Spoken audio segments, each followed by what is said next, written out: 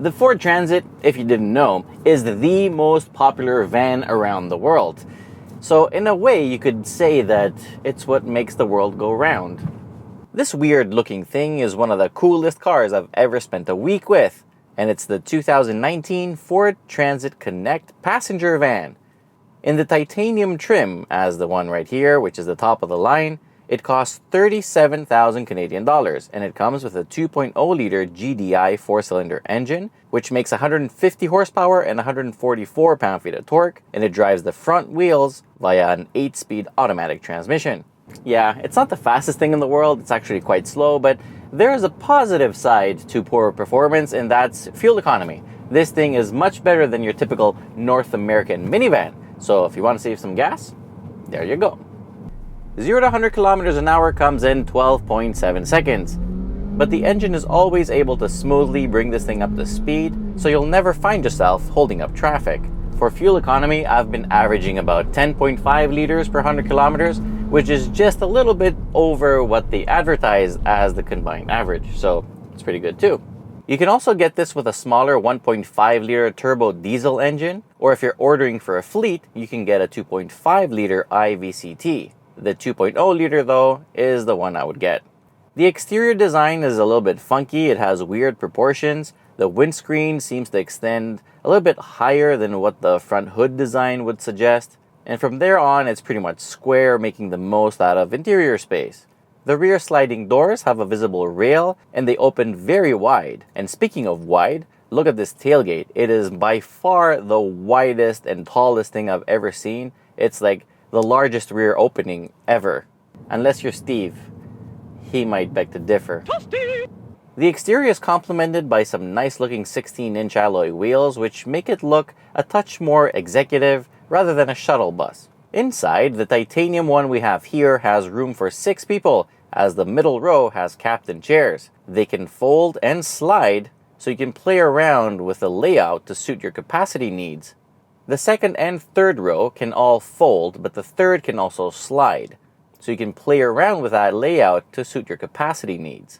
With all seats up and the third row pushed as far back as possible, there's not much trunk space left, but you can either slide them forwards to make some more trunk room. You can also store some stuff in between the 2 captain chairs in the middle. In general, there's lots of room for everyone, even people in the far back. However, the seats are a little bit small and don't really keep you rested, so on longer journeys, fatigue will make an appearance eventually. But you know what? It's so much fun and you can move around, so maybe not. I don't know. The huge windows all around and the panoramic sunroof make this cabin so airy. I mean, the dash is so deep. This is like the least claustrophobic cabin you'll ever sit in, and it's so airy and bright. It's amazing. The quality of the materials is not the greatest, but at least fit and finish is good, so nothing really rattles. The rear seat belts have slots to put them in to keep them from bouncing around when you're not using them, and it's a really good idea because they do bounce around when you're not using them. Ergonomically, the interior is great. You can reach everything. Everything is pretty much self-explanatory, easy to use, good stuff. The infotainment system has a small 6.4-inch screen, but it packs all the Sync 3 firepower, including Apple CarPlay and Android Auto, in a slot underneath with wireless charging. You also get driving aids like blind spot monitors, lane keep assist, adaptive cruise control, and before I forget, you also get a shelf up here. I mean, I don't know what you'd put up there, but sure, it says do not place heavy items, so don't put your laptop up there. The only drawback for people sitting in the back is that you don't get a lot of amenities like charging ports or cup holders or places to put your stuff. It's pretty basic back there. It could have been a little bit better. On the road, it's really refined, quiet, and comfortable. So it does exactly what it should do, and it does that very well. Over bumps, this thing is amazing. It irons out almost everything. I could say it rides like a Lincoln, like a cousin, distant cousin. And here's one of the funniest things. Look at the sun visor. It's humongous. I mean, you could rip this out and make a kite out of it and let your kid fly it. It's amazing. When you corner, believe it or not, this thing has torque vectoring control, but probably not for taking turns like crazy, but rather for making the lateral G-forces less for passengers inside.